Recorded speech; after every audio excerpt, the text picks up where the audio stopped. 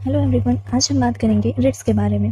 जैसे कि हम सभी जानते हैं कि रिट 5 तरह के होते हैं: हैबियस कॉर्पस, प्रोहिबिशन, क्वा वारंटो, सर्चियोरी और मैंडेमस।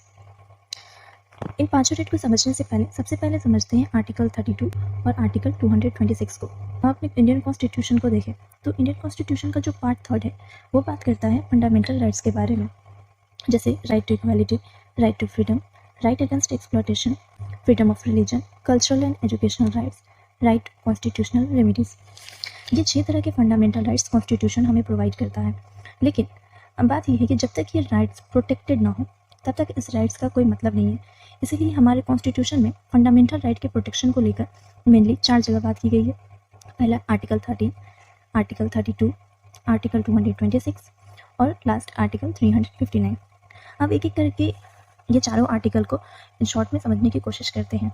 अगर आर्टिकल 13 की बात करें तो आर्टिकल 13 कहता है कि कोई भी लॉ, चाहे वो कॉन्स्टिट्यूशन बनने के पहले बना हो, जैसे कि हमारी आईपीसी जो धाराएं हैं वो, या कॉन्स्टिट्यूशन बनने के बाद बना हो, अगर वो फंडामेंटल राइट्स को वायलेट करता है तो उसको नल एंड वॉइड डिक्लेयर कर दिया जाएगा। इसको एक एग्जाम्पल से समझते हैं। जैसे मुस्लिम पर्सनल लॉ है, मुस्लिम का अपना पर्सनल लॉ है, हिंदू का अपना पर्सनल लॉ है। हमारा कॉन्स्टिट्यूशन कहता है कि पर्सनल लॉ में कोर्ट जो है वो इंटरफेयर नहीं कर सकता। लेकिन अगर 3 तलाक का केस देखें तो 3 तलाक जो था वो वुमेन के फंडामेंटल राइट्स को वायलेट कर रहा था, इसलिए कोर्ट उसमें इंटरफेयर किया और उसको ख़त्म कर दिया। आर्टिकल 32 इंडिया के हर सिटीजन को राइट देता है कि अगर किसी प्रकार से उनके जो फंडामेंटल राइट्स हैं उसका वायलेशन होता है तो वो सीधा सुप्रीम कोर्ट में पिटीशन फाइल कर सकते हैं। यही आर्टिकल 32 सुप्रीम कोर्ट को भी पावर देता है कि वो रिट इशू कर सकते हैं। इसी वजह से सुप्रीम कोर्ट को गारंटर और प्रोटेक्टर ऑफ फंडामेंटल राइट्स भी कहते हैं। और बी आर अम्बेडकर ने आर्टिकल 32 को heart and soul of the constitution भी कहा। नेक्स्ट देखते हैं आर्टिकल 226।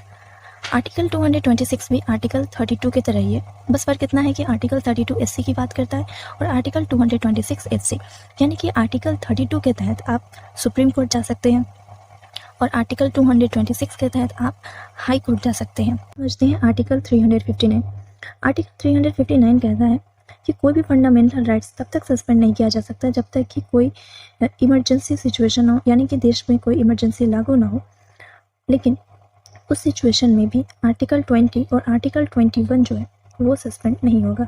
इससे पहले आर्टिकल 32 और आर्टिकल 226 के बीच में जो बेसिक डिफरेंस है उसको समझ लेते हैं। आर्टिकल 32 जो है वो एक फंडामेंटल राइट है, वहीं पे आर्टिकल 226 ये एक फंडामेंटल राइट नहीं है।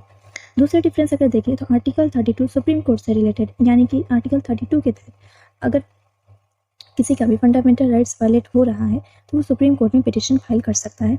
वहीं पे आर्टिकल 226 के तहत वो हाई कोर्ट में पिटीशन फाइल कर सकता है।